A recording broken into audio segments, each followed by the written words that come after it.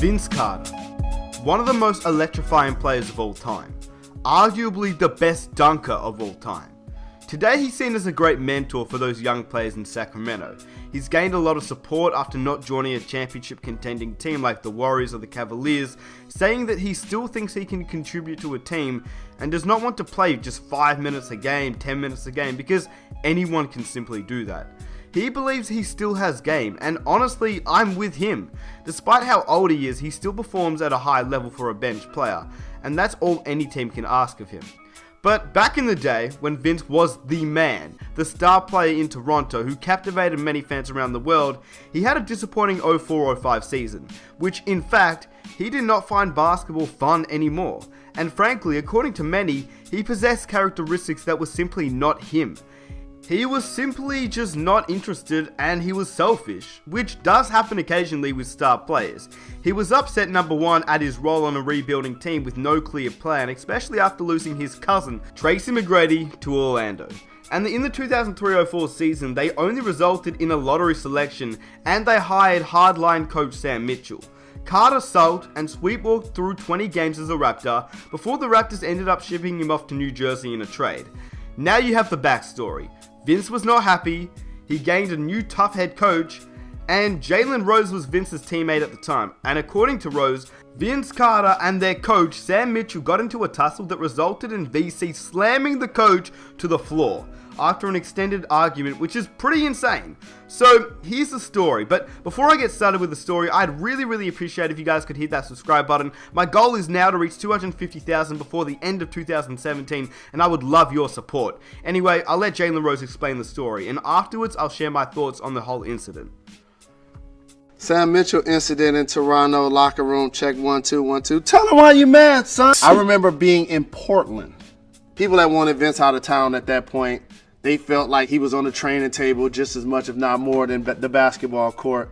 He was getting booed in intros. He was getting booed during the game. Now, this is a guy I know that is a good teammate and wouldn't bust a grape in a fruit fight. He's just not that guy. Anytime you're struggling and things aren't going so well, everybody's on edge. So we're in the locker room and somebody's on the table getting their ankles taped. I'm sitting like on a stool and Vince is sitting on the other training table getting some treatment. Sam Mitchell was standing at the table. And Sam Mitchell made a comment to Vince about always being injured and always being on the training table. So that's kind of how Vince nudged Sam. Sam nudged Vince back.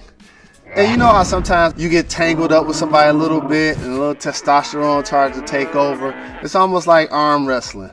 You go a little bit, I go a little bit, and before you know it, the resistance gets a little stronger until everybody's going as hard as they can. And then, of course, I'm Arnold Horshack on the sideline. Ooh, ooh, ooh, ooh, ooh, ooh, ooh, ooh, ooh. So it's getting a little more physical. And before you know it, they tangled up and they really trying to slam each other on the ground. So Vince got this arm underneath their crouch. So now you got them up like this. And if they're kicking and screaming, you won't be able to get them up like Hulk Hogan, but you can still get them down real good. Boom! And ain't nothing you can do about it. And when you get down, it's like, and then we just made sure he had all of his bearings. He didn't, lose a kidney in the transaction or a rib or something. And then as grown men, everybody, I hate to say it, everybody started laughing. And then he got up and it was cool. Him and Vince gave each other dap. But obviously their relationship was never the same at that point. It's pretty crazy. According to Jalen, the incident took place in Portland before the Raptors were set to take on the Trailblazers in the team's 7th game of the season. That's right. After just 6 games, the rookie coach and his superstar scorer was so at it, fighting already. On top of that, this was Mitchell's first month as an NBA coach. He'd been an assistant for 2 seasons prior, but it's worth noting that it took him 6 whole games as a head coach to have Vince Carter actually care enough to body slam his own head coach. Pretty crazy. Worse, the ploy didn't work. Relative to his previous success and brilliant work with the Nets, once he was dealt, Vince was in the mid-set of a miserable season. That game against Portland, just a few minutes after the tussle, saw Vince Carter take 9 shots and only make 2 in 22 minutes of work. To make matters worse, the Trailblazers weren't very good at all, and the Raptors lost by just 3 points. A few weeks later, Vince was dealt to the Nets, and the rest is history. Magically though, Vince put together what was just about a career year once he hit the Nets in the 2004-05 season. Carter jumped from an above average player efficiency rating of 17 in Toronto to a top 5 rating of 24.5 with New Jersey, playing an aggressive brand all-around ball that Raptor fans hadn't seen before.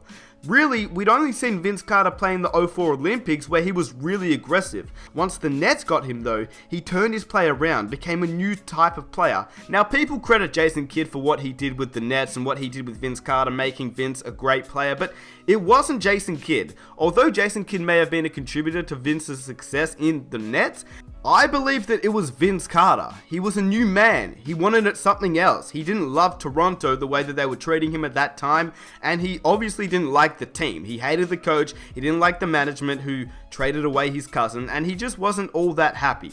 So his Nets play of style was really fun to watch. He was still athletic, he was still determined, but this time he was aggressive. Something that, well, people credit Jason Kidd for, like I said, but it was Carter that was the man. The thing is, Carter never came close to the 2004-05 numbers over the next 3 seasons. And for those 3 seasons, he was playing with Jason Kidd. So people can't say that it was Jason Kidd who made Vince Carter the better player. It was Vince Carter's aggressive behavior and aggressive play style that really allowed him to take the jump. To take that jump from the star player in Toronto to a determined wanting to win an NBA championship player in New Jersey. Unfortunately, as we all know, Vince has never won an NBA championship, and people love to hop on the fact that he should have gone to a championship contending team, but I love the fact that he went to Sacramento. It proves that he doesn't really just care about NBA championships, and personally, I want to see him play in Sacramento because I love watching Vince Carter play. So when we watch him, just enjoy what we have because he doesn't have too many years left. And hopefully he will join a championship contending team in maybe 1 or 2 years and he can win an NBA championship because that's the one thing that Vince Carter really doesn't have. Although he wasn't a star player that won an MVP like Allen Iverson, I would still love for Vince Carter to win an NBA championship. But the jump that he went from Toronto to New Jersey in that 1 year was simply because of the fact that in Toronto he felt like he was treated as a dog, which is why when he came to New Jersey he had that aggressive behavior. So there you go.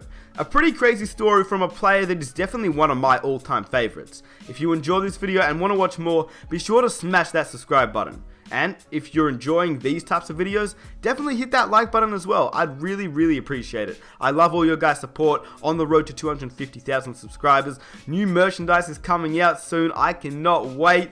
It's gonna be dope. Like, the goal is to have the best NBA merchandise around. Let me know what players or what type of merchandise you want to see because I only want to make stuff that you guys want to buy. If you don't want to buy it, then don't buy it. But if you guys have any ideas, tweet me them. Instagram, all of that stuff in the description box down below. You can let me know your ideas. I can try and make them a reality and you can have some dope NBA merch. So that's the plan with the new site. Anyway, if you guys enjoyed the video, subscribe, leave a like, and with that said, I'll catch you guys in my next video. Take care. Peace.